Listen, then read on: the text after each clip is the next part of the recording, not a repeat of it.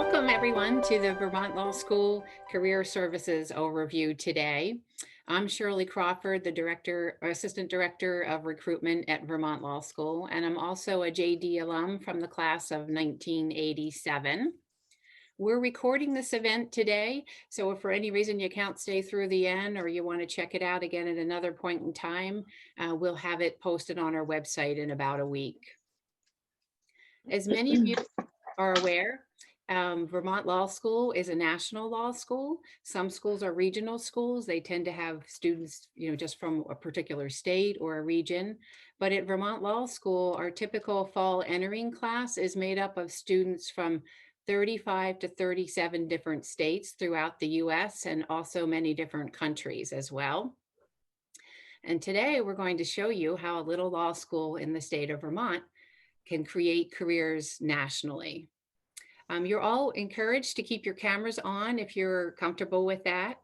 We're going to have an opportunity at the end of the webinar today to do Q&A. So you'll be welcome to ask any questions at that time. Also, throughout the entire webinar, if you have any questions, feel free to type them in the chat. Two of my colleagues, which I'll introduce you to now, Simon Wilbanks and Genevieve Nichols, will be handling those questions in the chat. We'll also answer some of those questions at the end in the Q&A. And I also want to introduce you to Kelly Burkett, one of our counselors at Vermont Law School, who will be on this panel with us today as well. And now I just want to get you right directly over to our Director of Career Services, Abby Armstrong. Abby also happens to be an alum of the JD program from the Vermont class of 1984. She works on career services with all of our students, but she specializes particularly with the JD students, the joint JD students, and the LLMs. She also serves on the Judicial Clerkship Committee. Abby, take it away. Thanks, Shirley, for the most official introduction I've had in a long time. Hello, everyone. As Shirley said, my name is Abby. I work in the Career Services Office. I'm going to introduce you momentarily to a couple of other people from our office who are on this call, as well as some students from a current master's student and two current 3Ls. Who I think will be, I mean, I'm happy to talk to you for hours, but why wouldn't you want to talk to a student instead of me? Because they can give you the lowdown on and answer the questions that probably are really occurring to you. As Shirley said, we have a broad reach. We bring people in from all over the country because of our environmental program, because of our restorative justice program, because of Vermont, because we're the only law school in a little town. I mean, you can go on and on and on about all the things that might bring people in the door. But we also send people back out. And I think over the the last decade or so, as the legal field has changed, it's become really important to take advantage of your time while you're in school at Vermont Law School. Take advantage of every opportunity that exists at the law school to make yourself career ready, to really put yourself in a position so that you can be competitive for positions after school. And I'm going to talk a little bit about what's involved in that. And I think, as you're going to see, it's very personal. Getting a job is very personal, right? We can all stand up and say, here are some common things that everybody's going to have to go through. But really, when you start to talk about getting a job, it's your anxieties, it's your geographic preference, it's your spouse, mate, dog, horse, whatever the things are that VLS students bring with them or have as part of what their goals are for after school that make them so unique and make their situation so challenging to deal with in a group setting. So we put this huge premium on working with people individually. And regardless of whether you're in the master's program or the LLM program, or you're in the online version versus the residential version, or you're in the HAD, or you're in the 3-year or the 4-year or the joint degree, we have it set up so that we have somebody in our office who is working in conjunction with someone who's an academic advisor to help make sure that your time at VLS, whether it's 1 year, 1.5 year, 2 year, 3 year, 4 year, you get the picture, that you're really going to have someone who's going to help you make the most of that time. And what we focus on is trying to help you set up your classes so that you are learning the things that you need to learn that will support you saying, I'm interested in being an environmental lawyer. Well, then you have to take environmental courses. Or I'm interested in being a family law lawyer. Well, you have to take family law and perhaps negotiation and evidence and trial practice. And how do you know to do all of that? Somebody has to help you. And we in Career Services, in conjunction with your academic advisor, some of whom are us, help you figure out what those courses are. That's the big issue, is making sure you learn the law that you need to learn. We then also help you make sure that you're doing the things that legal professionals do, that you are develop the research skills, the writing skills, the ability to articulate what it is that you're learning about. And people who don't like writing shy away from writing. We're going to shove you right into that, because if you don't focus on that while you're a student, then you're going to leave VLS not prepared to do what legal professionals do. So we talk a lot about that. We talk a lot about experience. VLS has a million different ways for you to get experience. And we help you take advantage of every angle to get you the kind of experience that you're interested in, and to help you get it maybe on a schedule that fits for your particular interest. Do you want to be here if you're a JD student and you're in the 3-year program and you want to be here for 2 years, but you want to be back in California for your 3rd year? There's a way that we can work with you. I'm not saying it's a slam dunk. I don't want you to say, oh my God, I can do this, but we can work with you so that you might be able to be here for 2 years and then spend your final 2 semesters in California and do a combination of online classes and experiential programs. And we have people who do that fairly routinely. So I'm not just saying that it's 1 or 2. It's just a question of you thinking about that early on enough and structuring your schedule so that we've set up your 2nd year properly. We have clinics that are on campus. Some of the students can talk about the clinics that they did, which are fantastic, where you get a staff attorney who's also a professor who I think provides a really great structured way to learn. And we have the externship program where you can be out in the world and working with a faculty member at VLS and a mentor on site at one of the hundreds of different sites that you can work at. And then you also got to pass the bar exam if you're a JD student. So we talk about that a lot. And Professor Brennan, who runs he might be somebody that's featured in one of your programs this next week or so. He runs the Academic Success Office, which talks a lot about the bar because it's such a critical piece of becoming a full legal professional if you want to be a lawyer. There are other programs that Monica in our office will discuss in a second that are more unique to the master's students. But we want to make sure that those are things that you've heard about from us before it's too late. So we try to bring them up as early in the process as possible. As I said, we tend to do this mostly by trying to talk to you individually for the reasons that I already said, that it's in my experience, and I've been working in career services for 30 years at VLS. People just open up more if you're having a one-on-one conversation about your particular life and your particular career, because applying for jobs and either not getting them or not knowing what you're doing or not feeling good about your background for a particular type of job, it can be a really anxious feeling. And the more we can help you get over that part of it, I think the easier the process is. So anyway, we put a premium on that.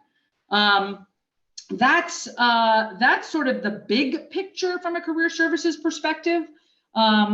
There are 6 of us in the office. 3 of us are here that I will introduce. The 3 who are not here One of them is our program coordinator, who, if you are interested in talking with any of us after this session, and maybe I've already talked to some of you, her name is Chandra Anderson, and we should probably put her in the chat. Thank you very much. And so if you want to ask some specific questions about your situation, feel free to reach out to her, and she'll set you up with one of us. And then we have someone who manages our employer program, who has been in the office since she was 18 years old, grew up in South Royalton, knows her way around career services at this point, knows her way around legal employers for sure. And then Mary Sheffer, who is our recent grad counselor. So Eli and I, who are the primary JD advisors, work with you throughout your time while you're a law student. Monica works with the master students, and then we hand people over to Mary as you transition from law school into looking for a job after school, because a lot of employers these days wait for you to sit for a bar exam before they're going to make overtures to hire you. So we want to have somebody who's there to help you through that process. And she's fabulous, and she's been working in career services for 20 plus years. So the other three, let me introduce, I'm one of them, and then let me introduce Eli, and then I'll introduce Monica, and I'll let Monica talk about the master's program, and then we'll come back and we can talk to the master student and the two 3Ls. Does that make sense for everybody? Okay, so I'll introduce Eli. Eli Gleason is a graduate of our joint JD Masters in Environmental Law and Policy program. And I don't know if his picture's on the screen. I'm not seeing him, but okay, great. Thank you, Eli. In addition to knowing about the joint degree program, and I hope I didn't just disappear.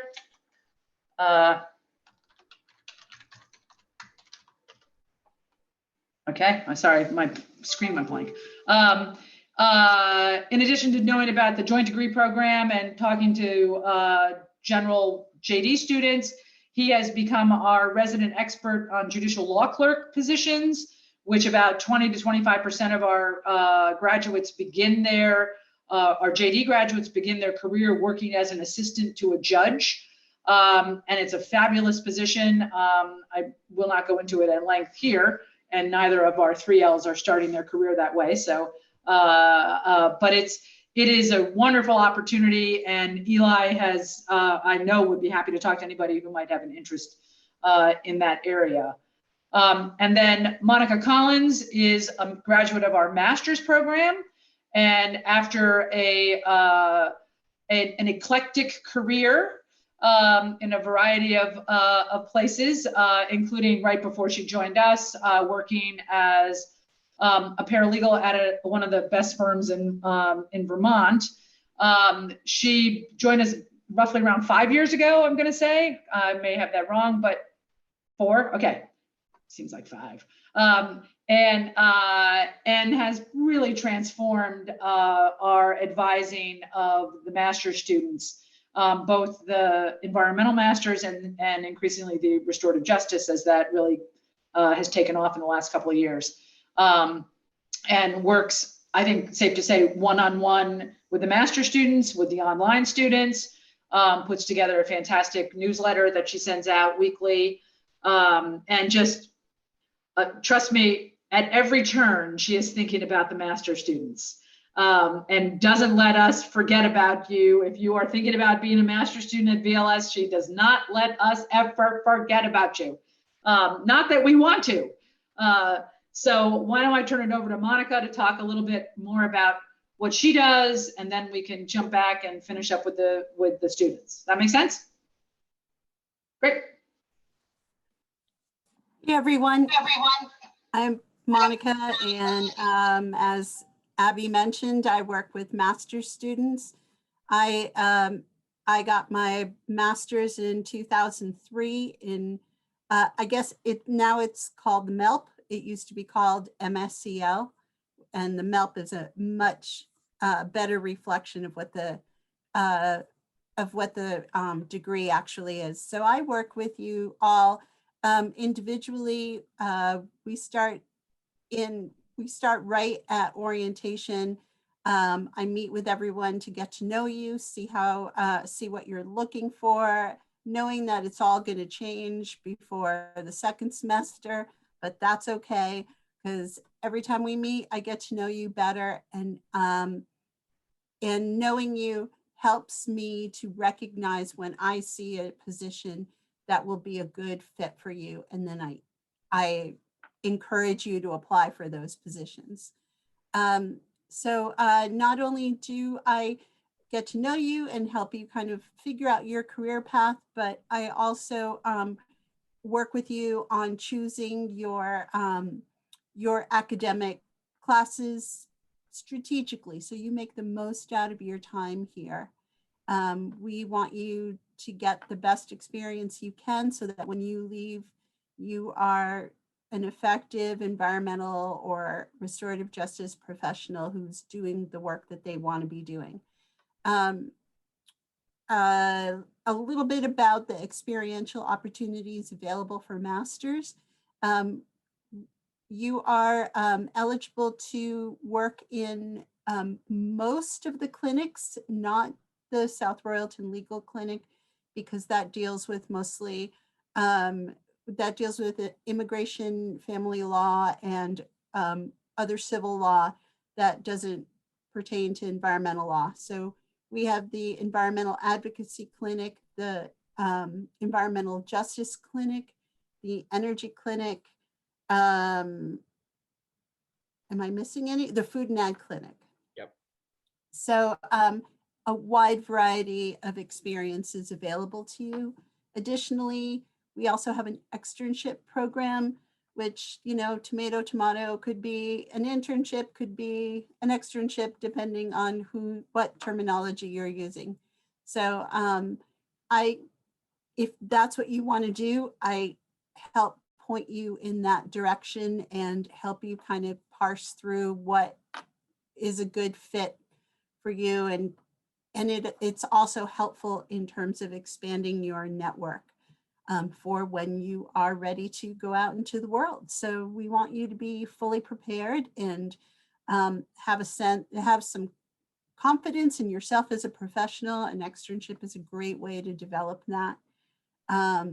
Especially if you don't have prior experience in the field or you're right out of undergrad, an externship is a great way to beef up your resume and to feel more confident about being able to do the work. Sometimes it's hard to just go from academics to work without having had that little extra experience. So I think that's all I have. Do you want to introduce, is it Yes, absolutely. Veronica or Veronica? Yeah. Yes, so we have current Masters in Food and Agriculture Law and Policy, Veronica Gasser, with us here today, and she is going to talk to you about her experience. And she is also, just want to say congratulations on getting accepted for the JD. So she'll be starting with you all in the fall. So take it away, Veronica. So much, Monica. And yes, I'm Veronica, and I am in the MAFELP program. You'll get to know all the acronyms when you get here. And I think what I want to say mostly about the master's program is that it's a really short sort of pivot point in your career. And so from the start, which is now, prior to actually getting here and starting classes, is I think it's really helpful to start thinking ahead about what you want out of the degree in order to help it shape your next career step. So what helped me when I was in your shoes was I, attended events like these. I went to an open house, heard about I heard about the energy clinic, and that really piqued my interest because they had a project topic that was related to food and agriculture. So I set up a meeting with somebody who was working in the clinic, established a connection there. Um, and I ended up interviewing with her, but she also pointed me to the food and agriculture clinic. And I pursued that opportunity in the fall when I got here. I'm a big supporter of the clinic experience. If you're looking for some help you understand the role of what it means to be a legal advocate, um, it's great because it's already set up in a way that you get to sort of just step into the role of the legal advocate, doing the research and the writing, creating tools for the community, legal tools that help. Uh, in my case, people in the field of agriculture understand something about the legal problems or issues that are affecting them every day. Um, and so, also, I want to say that as somebody who was coming back to grad school after 5 years of working in the field, I was a little bit hesitant to start right away with classes and like have like a full load of lecture style classes. And so having something that was like a job type experience was a little bit easier for me to wrap my brain around. And the clinic is just like that. It's like you you are you have like hours that you need to log, and you have specific tasks, and you get feedback from your supervisor.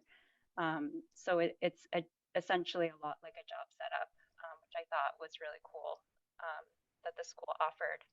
But as I said, like every choice that you make out of your master's degree is going to influence your next steps. So as Monica was saying, she provides help with selecting classes.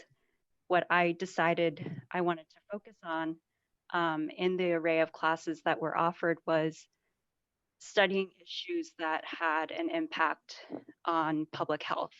So even though the subject area of my classes might be different, I always knew that I wanted to pick, for my project or for my, term paper, something along the lines of a public health issue related to food and agriculture. So yes, and then in the middle of the program, I decided that what I wanted to do next was pursue the accelerated JD program. So I've met with Monica several times, and she's kind of like guided me along the way to pursuing that goal. And in the middle there, I had a conversation with Abby Armstrong to get a sense of where that additional degree would lead me. And now I'm thinking about my focus for that program to be on discovering the link between legal issues and business so that I can help small businesses, food entrepreneurs, and small farms and the like when I get back into the working world. But yeah, just to say that there's a lot of opportunity here. And, whether you pick the clinic or an externship, just start reaching out as soon as you have an idea, and don't be afraid to ask for help, and have a conversation with somebody who could, give you a little bit more information about it.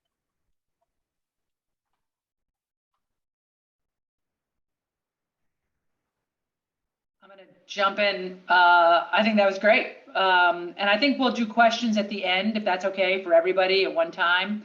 But hearing Veronica speak reminded me of something that I think is really important to think about as you approach going to law school. And that is what is true about the 3 students that you're going to hear from, and I've already heard from one, is that these are thoughtful, serious people who came to VLS and took advantage of the opportunities that were there, and even if Veronica wasn't going to go on to become a law student and was going to return back to being a professional in the work world, employers, that's what they're looking for. They want people who are thoughtful. They want people who are serious. They want people who are serious about taking advantage of the opportunities. You don't have to be a serious, somber person. And VLS people are not that. They're wonderful people, and you can be serious, but they're wonderful. You know what I'm saying. Anyway, but they exude that they are thinking about how this all fits together in terms of where they're going professionally. And it is just such a gift when I hear people talking that way, like you just did, Veronica, which is what's led to all of this. It's what employers want, and it makes our job so easy. So anyway, we're looking forward to having you as a law student. I'm going to switch to Sarah Karen, who will be graduating in a month, basically. Which somebody said classes end on April 25th. And I was like, okay, that's, 27 days away or whatever it is, 25 days away. Sarah has the notoriety of having grown up in this area. She's a native Vermonter. So is Eli, actually. We didn't know each other really our first year, but started working a lot towards the end of the first year into, should I go back to my job in New York where I came from my first summer? But really have talked a lot over the course of her second and third year. And I asked Sarah to do this program because she's not interested in environmental law. And it's okay if you're not. Sometimes people will come into our office and they'll kind of whisper and say, I don't want to do environmental. Is that okay? And it's totally okay. And in fact, she also is interested in public health. So we didn't set that up so that it would, I think being interested in public, this is a good time to be interested in public health. And I thought it would be a nice opportunity to hear someone who doesn't want to do environmental talk about the path that they followed and the different opportunities that she took advantage of, and the circuitous route she followed that has led to this amazing job in, of all places, Nashville, Tennessee. So Sarah, why don't you tell us your story? Sure. Thanks so much, Abby, for having me, and congratulations to all the admitted students. That's quite the feat, you guys. So I'm from South Royalton, like Abby said. So if you guys have any questions about South Royalton or Vermont, just let me know. Yeah, Abby's been pretty much my life guru, I guess, since pretty much the end of my 1L year going into my second year. And she's really helped me just carve out my path at VLS, that being a little bit different than a lot of people here for an environmental or energy degree. So I started my first year summer internship going back to a law firm that I had worked at prior to law school.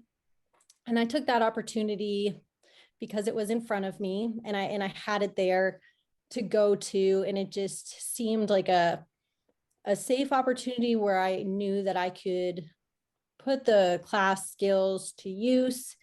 I knew I'd be getting a great education on top of the work that I would be doing.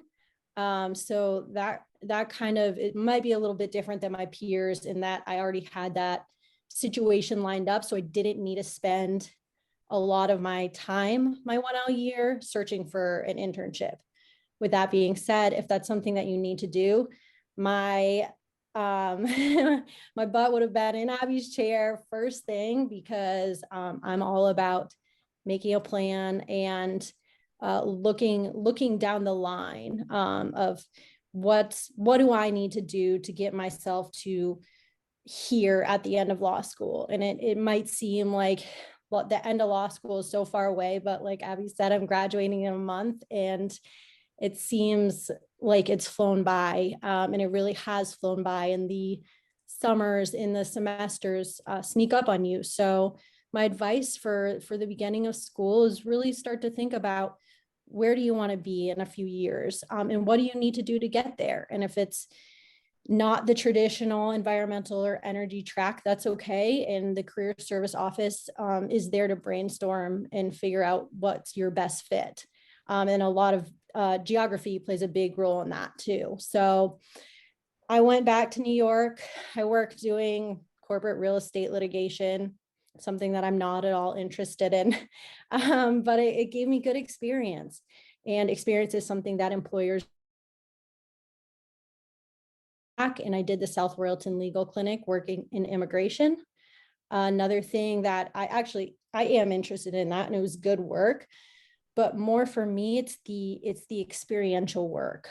How can I be the best attorney I can be, taking the stuff I've learned in my Civ Pro and my torts in my contracts and applying it to real world situations. So then when I have my resume, it's full of all the things that I've done to make myself skilled. I also opted to do moot court, something that will come down the line. And that's another decision, whether you want to join something like Law Review or a journal or a moot court, that the Career Services Office and your faculty advisor can help you decide, because I struggled with some of that. And in the moment, it seems very overwhelming, but that's the whole point of why VLS has these faculty and administrators that are there to help you and support you when you call them at 7 p.m. out of the blue, or I called my faculty supervisor like on a Saturday or something to freak out about making a decision about Law Review or a journal. So they're there to support you. Don't recommend calling them after hours. Try to stick within the 9 to 5, but they really are there to be your champions, and they want the students and you guys to succeed. So that being said, my second summer last year, I worked at a complex civil litigation firm, also a private firm outside of New York City. And that kind of just fell in my lap because my life got turned upside down because of COVID, and my internship that I had fell through. And it was another time where I panicked and I called Abby and I was like, what am I supposed to do? It's May 7th and my internship is supposed to start on May 8th. But the school again was really great and helped me rebound for that. And it was for the better. And then I ended up working at the Center for Disease Control for my SAP. I did apply to that by myself, and it just happened to work out. So if you have any questions about that internship specifically, I can definitely point you in the right direction and give some advice on how to land an internship like that or an SAP like that, because they do both summer and semester long things. And then after law school, I got a job working at Waller Law in Nashville, doing corporate healthcare law, focusing on mergers and acquisitions. I have no idea what mergers and acquisitions are, but the best thing about law firms is that they teach you and they know you have your foundational law school skills and are there to teach you the rest. So I couldn't be more happy that it worked out this way, and I couldn't have done it without having the backbone of the school behind me. And just a few unsolicited tips for you guys. Work hard, make a plan, focus on your grades for sure. That's definitely really important. But then also take some time for yourself and really remember that law school's a grind, but it's also balance. That's all. That's great. That's great. Even though, from the moment that Sarah sort of said, I think I want to do public health, she took the health law course, got to know the professor who was teaching it, who was general counsel for a hospital up in Burlington, and found opportunities. We don't offer a million health law courses, so looked for opportunities to do writing in that field. And even though the summer job she had this past summer, which was with a VLS grad, who posted a job in the midst of COVID because we had reached out to say to all of our alums, hey, we've got students who are losing opportunities because of COVID, and all these people came through. And Sarah was lucky enough to get one of these positions. She recognized that while it wasn't exactly what she wanted to do, it did, as she said, it filled in. It was a piece of the puzzle. They did some complex litigation, but there was some medical malpractice stuff in there. And she knew that when she uses the acronym SIP, it stands for semester in practice. There's a lot of acronyms, and that's a full-time externship. And she knew that was going to be healthcare focused. So it's not that each experience has to be 100% perfect. It's that how do you put those things all together? And the law firm that she ended up getting a job with, really through a neighbor or somebody that she got to know, who introduced her to someone randomly in Nashville. It wasn't that she was focused on this firm. It wasn't that was always the plan. It was that they are busy with healthcare.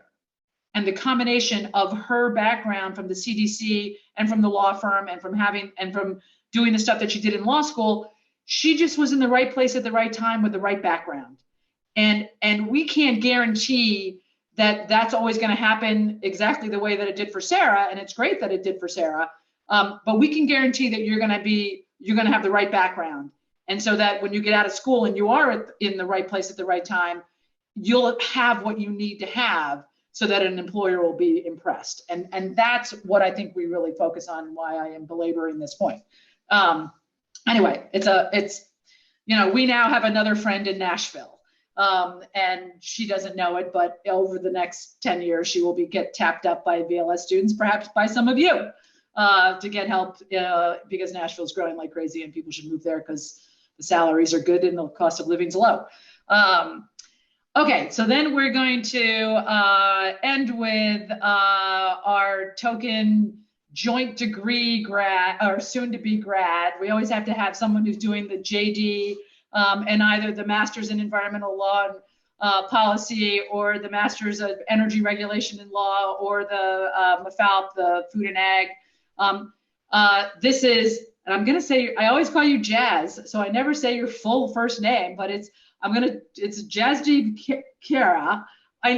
He is like Cher, okay? And only goes by one name, and it's Jazz. So I'm sorry if I mispronounce it, but I really only ever call him Jazz, and I see him on the golf course. And he called me at 7 o'clock when he got a job offer.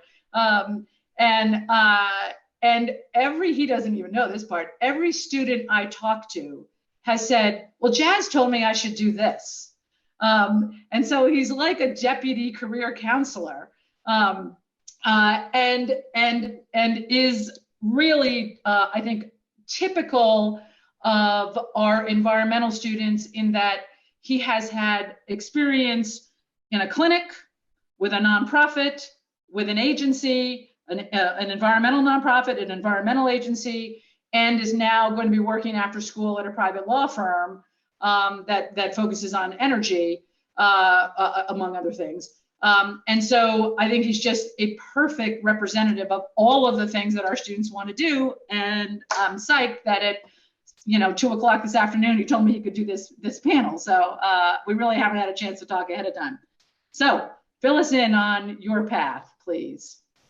Well, great. Thank you, Abby, for that incredible introduction. And first and foremost, congratulations to everybody, to all the admitted students. You're on an amazing journey, a hard journey, but an amazing one. And you've got a great group of people surrounding you to get you through it. Like Abby said, my name's Jasdeep Kara. She nailed that pronunciation, but I go by Jazz oftentimes.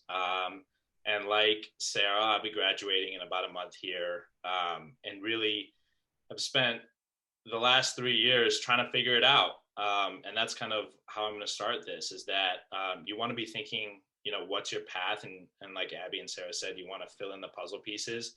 But also like Abby said, sometimes we don't know. And so I came to VLS as a joint degree student. I'm going to graduate as a joint degree student. That's JD and Merle, the Master in Energy Regulation and Law.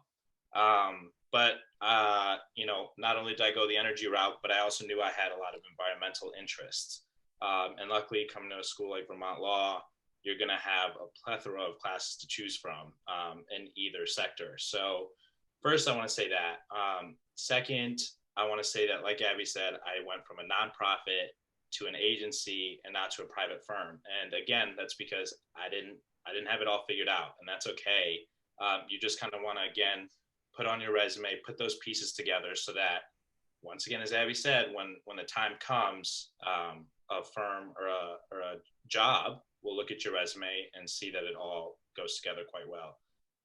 So with that, I'm going to try and keep it brief. I worked in the energy clinic as a 1L, which was an incredible experience. Veronica mentioned the experimental learning in the clinic is really second to none.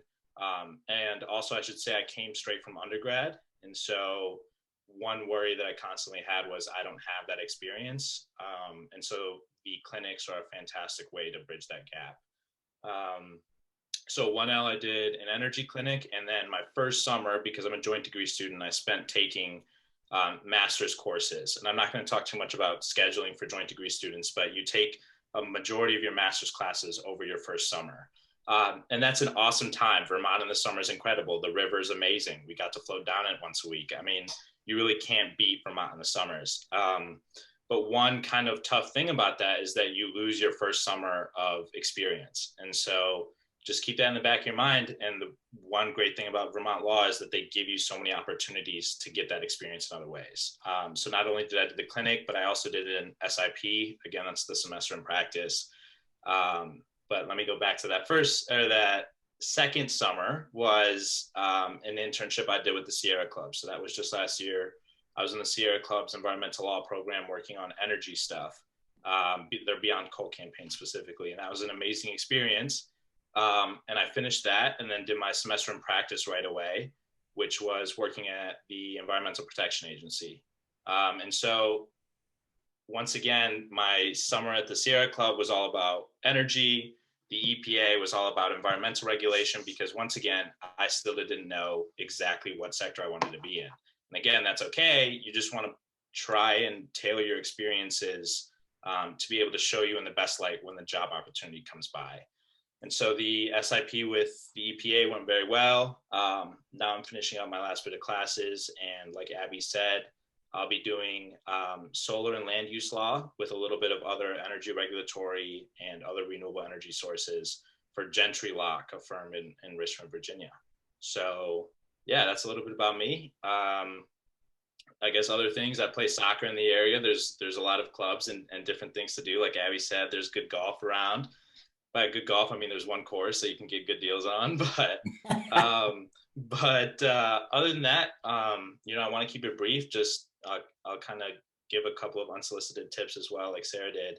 And it's going to be just about the same. Work hard. It's a grind, but make sure you take time for yourself and really try and work on the balancing. So yeah. Abby, let me know if I missed anything. No, I think, I think I'm glad you mentioned that you came right from undergrad because I think, yeah, and Sarah mentioned and Veronica mentioned that they both had worked prior to being at school, and I think that the anxiety level for the person who comes right from undergrad is a little higher because you just don't know the expectations on the part of employers. They're pretty high. And if you've been out in the work world a little bit, then you kind of know what they are.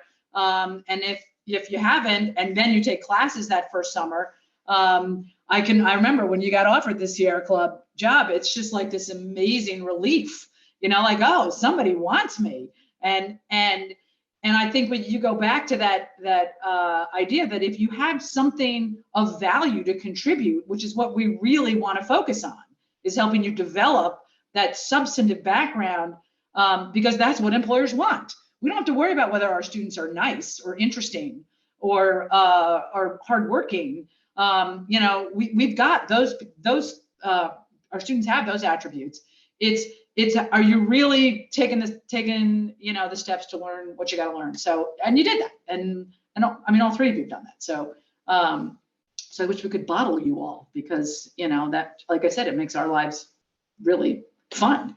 But so I think you covered everything. I think it's great. But I'd be curious, Shirley, do you want to do questions? What, nobody wants me to keep talking, but if there's a void, I'm going to keep talking, and everybody knows that. So yeah, let's do our Q&A time now. It seems like a good time for that. So during this time, if you have your cameras on, you're welcome to raise your hand. We'll try to call on you if I miss you. Feel free to turn your microphone on and yell at me. And you are also welcome to type your questions in the chat. So we'll give you a few minutes. And while that's happening, I'll just say the diversity of our students in terms of the kind of work they do after school is incredible. We have people who are going to be doing trust and estates work in a 3-person firm. We have people who are going to go to nonprofits. We have tons of people who become judicial law clerks. We have people who go to Alaska. We have people who go to the Virgin Islands for clerkships. We have people who go to Guam to be judicial law clerks. There's really nothing you can't ask us that we probably haven't heard. We have people who work at cricket farms as doing their regulatory compliance work. I didn't know crickets were a thing in terms of a source of protein. It's like I learn so many things all the time. So the crazier, the better. It looks like we have a question in the chat. What would your advice be for a student entering the accelerated program right now? Should they be reaching out to you already? The summer start? Yes.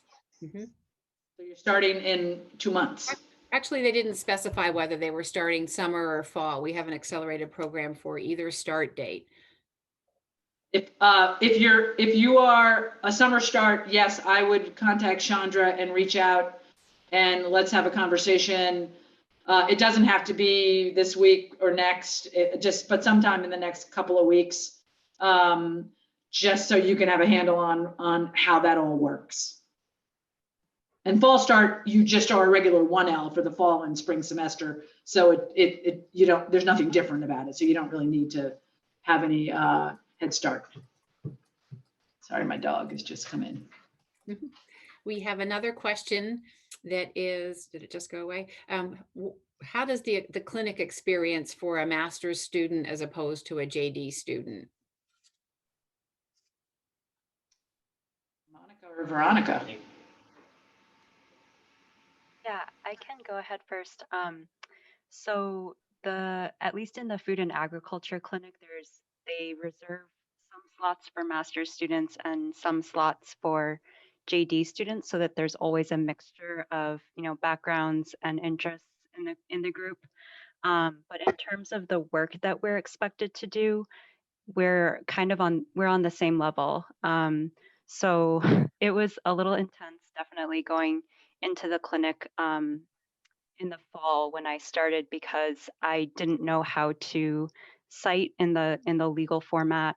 So I had to, ask for some extra help with that. I didn't really understand sort of the process or the different types of sources needed for legal research. So that was another piece of the learning curve. But essentially the clinic will offer like a project or a case, and each person gets assigned to a clinic project or a case. But they really match you up based on the skills that you're trying to acquire and your interests. So there's no sort of, academic, like different levels of what you're expected to do based on whether you're a master's or a JD student. Great. Genevieve? First of all, I wanted to see if the raised hand feature worked. It does. So I would like Veronica to ask kind of a follow-up question to what you were just saying. As somebody coming into a legal clinic in a legal setting, are there resources that somebody who's fresh into legalese can use or find on campus to become familiar and to kind of overcome that curve? Yes, definitely. This was something that I was totally anxious about when I was coming back to school. But you'll find an orientation and through these introductory um, Zoom meetings that we're offering that we have an academic success program, and that has student mentors who you can set up a meeting with, and they can coach you through any type of academic issue or assignment that you have. I went to a mentor at the beginning of fall just to say I have like a research project. How do I even approach it? And she kind of walked me through the research process there. The second thing is to reach out to your classmates. So especially, well, I guess for those people starting in the fall, will hopefully be in person. So we will be able to just like chat with each other casually in the classroom. But definitely talking to other students helped in the clinic setting. If there were JD students there along with me who already had experience in the school setting. So I was able to tap them for, extra support and help with my assignments. And then last but not least, definitely asking your professor. Professors are accessible. They want you to succeed. If you just reach out with a question or say, can you clarify this for me? Or, what are your expectations around X, Y, and Z? Like they'll be more than happy that you took the initiative to reach out.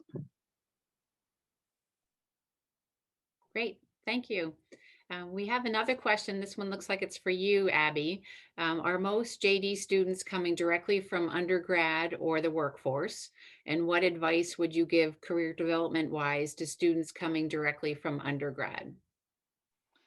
I don't know how many come directly from undergrad. That's really more the admissions office would probably know that. But I would say that in my experience, the vast majority of people that I've worked with are either coming directly from undergrad or a year or two removed. They haven't been out in the workforce for 10 years. And I think, I mean, I could go on and on about this, but I'll try to give you the abbreviated answer, and that is, if you're someone like Jazz who wants to do energy work long term and you don't know anything about energy, I think the best use of that first summer is to take energy classes, to get a specialized background in that. And if or in the food and ag or in restorative justice or whatever. And what students will say to me is, well, I'm going to get an internship and I'm going to do energy. Well, you're not going to get a great internship doing energy if you don't know anything about it. And so I tend to favor students front end loading that first year and that first summer, if need be, with coursework, maybe right on into the fall of their second year, really trying to get the substantive background, and then plug into, if you want to do the clinic on a part-time basis that first summer, like Jazz did, I think that's an option.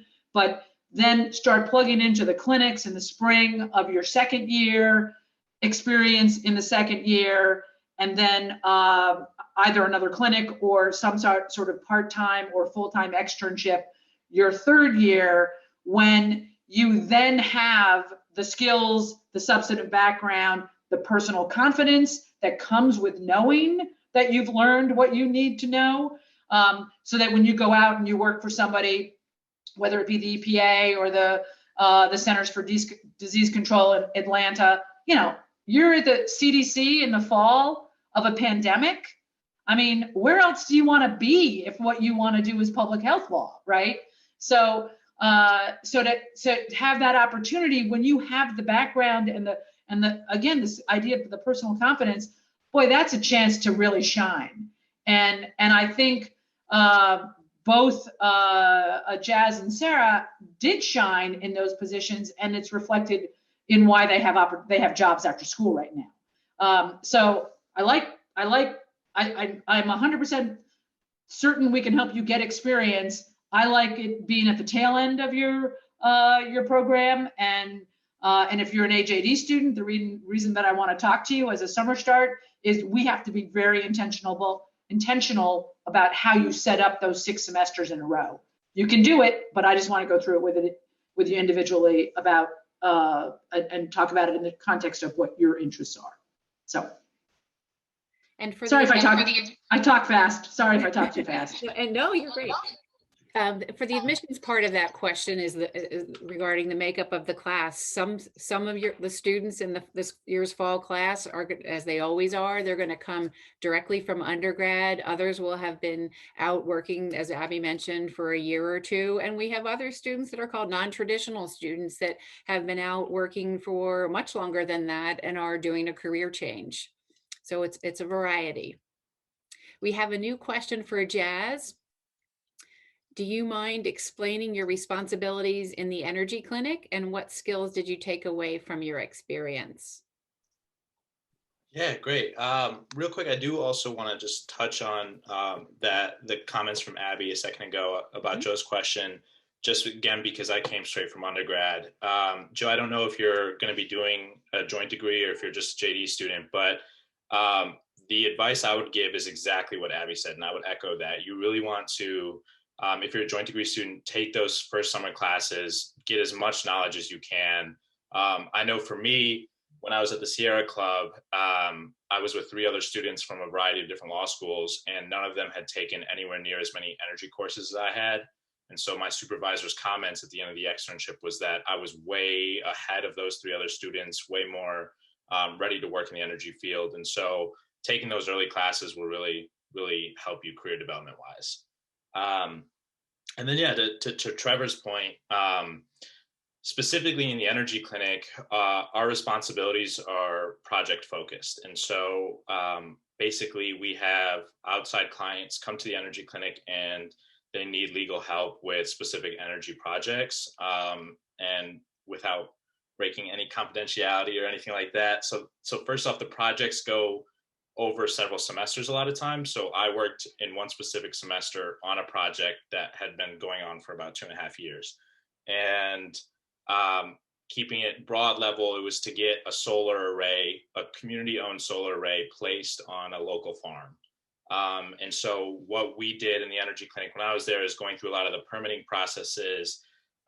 There's an act called Act 250 in Vermont, which is a land use law. And so you have to do kind of legal research and that kind of thing to make sure you're abiding by those things, but you also need to start working on the permitting on more of the regulatory side of things. And so those are kind of the responsibilities we had in the energy clinic. And the energy clinic always has a lot of projects going on. So there was 4 projects, and as students on our first couple of days, we chose what projects we wanted to work on, or we ranked them on which projects we wanted to work on the most. And so there was several other projects going on. And the skills I took away were really, doing that permitting process, doing the renewable energy and land use things at the same time. And that's ultimately what I'm doing in private practice after I graduate. It's exactly the same thing, just in Virginia. And so skills wise, it's going to be your legal research. It's going to be a lot of communication with both your client, the expert witnesses you need regarding the land use kind of stuff. And so really, really specific energy skills, but also broad level skills that you'll get in the JD program as well. Great. This next question was offered up to several people, but I think Sarah will give it to you. Has your experience in Vermont Law School's JD program met your expectations for legal education? And do you feel attending VLS has given you the confidence in your abilities to navigate the legal profession to pursue your career? So the short answer would be yes, 100%.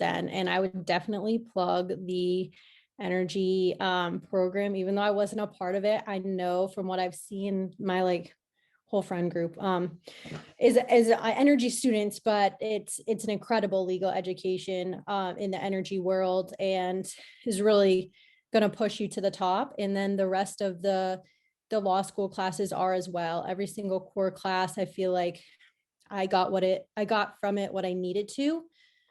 And I think I'm more than prepared to go work in Nashville at Waller Law. And, I'm going to be thrown into the mix a little bit, but so will all the other students. With that being said, or not students, employees. With that being said, a lot of your legal education is how much you want to put into it. So it can't be all on your professors to make you do well and make you learn. It's, do you want to learn? Are you going to do the readings? Are you going to come to class prepared? A lot of being in law school is being motivated and motivating yourself and being a self-starter. And that's what I would kind of change the mentality to focus on before coming into law school.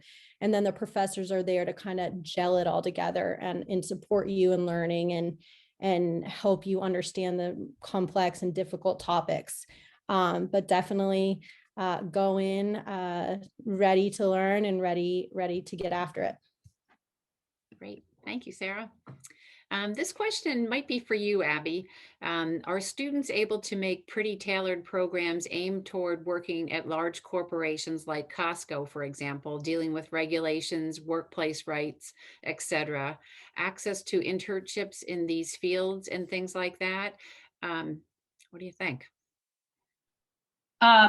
Yes, I would say it is not where hundreds of our students go. But I think that's more that I think they choose not to. Having said that, the head of the environmental compliance program for Amazon is a VLS grad. So I think the real answer to that question is, how do you get to Costco? You don't go your first summer and your second summer and just get a summer job there, and then they say, oh yeah, then we'll hire you and pay you $250,000. I think it's more that if they have summer programs, we absolutely would be on top of those and figure out if it was something that you met the criteria for, and those programs are competitive. So the expectation, if you're going to go into a summer program at a large corporation or a large law firm, is that you are doing very well in school. And I don't want to crush dreams before you even get here, but by very well, I mean like top 10 student in the class.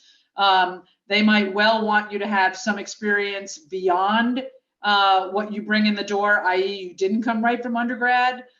They might want to see that you have been out in the professional workforce, and that if somebody has yelled at you, you've known how to respond to it and not just crumble into a heap on the floor, because, it's no fun to get yelled at. So I think it's much more likely, if you want to move in-house at a corporation, that you would follow the tried and true path that people have followed forever, which is you start on the bottom of the ladder and you start to learn the rules and regulations. If it's in an environmental context, fine. If it's in a general business context, fine. And you, one step at a time, maybe go to a regulatory agency, the Department of Financial Regulation or an environmental equivalent. Maybe if you're not able to get in the door that second summer, you go as a semester in practice when the competition is different. Because most schools don't have a program like the SIP. And instead of competing with a zillion people who are trying to get in the door for the summer, you get in the door for the fall or the spring of your third year, have more attention paid to you. Still probably won't get that job right out of school. Might have to go work at a law firm, do some of the same kind of work in a private context with a variety of clients. And then when you have become a little more seasoned, you rotate out after 3, 4, 5 years, and you would be somebody that would be desirable to the in-house corporate staff. So that is a lot of information, and I hope it doesn't just serve to crush your dream. But you can get there. It's just not an immediate thing for most people. And just to add to that, Vermont Law School does have a business corporate specialization that you can do. Both my husband and I are VLS alums, and I did corporate securities work for a Wall Street law firm for many years, and he just retired as a litigator in corporate law as well. So it all can be done. All right. But look where you are today. Pardon me? Look where you are today, I doing know, and admissions work for VLS.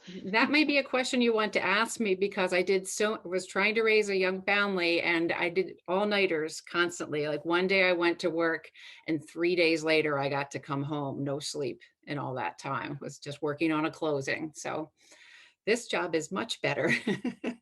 And when I said that people who come to VLS they don't love that. You know what I mean? They don't love that lifestyle. They want to go float on the river. So it's, how do you figure out how to put those pieces together? You know. My dog's going to bark. I'll see if I can get this question out before he interferes. Are there any, this is a new question from Grace. Are there any programs in disability law? Is anyone thinking about inclusive climate emergency evacuations? And there's another part. As a civil right and survival necessity, our nation is not prepared for the level of climate emergency events that we will see in our lifetimes. Jazz, take it on. Yeah, so I can't necessarily speak to whether VLS has a program in disability law. I would want to say no, but in terms of the environmental and energy side of what you mentioned, Grace, we touch on that in so many different environmental and energy law classes. For instance, one of the energy law classes that we take as a master's in energy is environmental economics and markets. And we talked about the climate evacuation issue and specifically tailored to wildfires in California and people evacuating, but the systems in place for whether those are California systems, for whether they're adequate enough to get people evacuated in time or stop the wildfires, and whether we're doing enough to stop wildfires and climate things like that. And so to kind of answer your question, we touch on these a lot in environmental law and energy law courses and that kind of thing. I just want to add, in terms of the disability law issue, I do not believe there is a specific course, if that's the question. But the South Royalton Legal Clinic, where Sarah worked, it is loosely affiliated with Vermont Legal Aid, and Vermont Legal Aid has a disability rights section, and there's a disability rights group in Vermont in general, and a lot of the skills that people develop are transferable from one of those clinics to doing other kinds of work, and we have people who work in the Disability Rights Organization in Vermont and in New Hampshire and in Maine, and I'm sure elsewhere, but those are the ones that come to mind right out of the gate. So it is not something that is, even though we might not have a specific course, it is certainly on the radar of our students and our graduates. And Genevieve has mentioned that some of your questions that are coming up are more programmatic related. And I want to let you know that pretty much from now through April 15th, we're running Admitted Student Day webinars. There's probably almost every day there's at least one, and some days there are multiple. I think on April 7th, there might be up to 4. One of the events that's coming up is our focuses on externships and semesters in practice. That's all they're going to talk about and give you information about that. That's going to be held on Wednesday, April 7th at 3 p.m. Eastern Standard Time. And again, there's tons of events. Genevieve, will you put in, it looks like she just put in the Zoom link for the externships. And Genevieve would also put in the PDF for all of our Admitted Student Day events. You can actually print that out and have a whole list. If you RSVP one time, you're automatically RSVP'd for all of the events. Were there any other questions, Jen? Oh.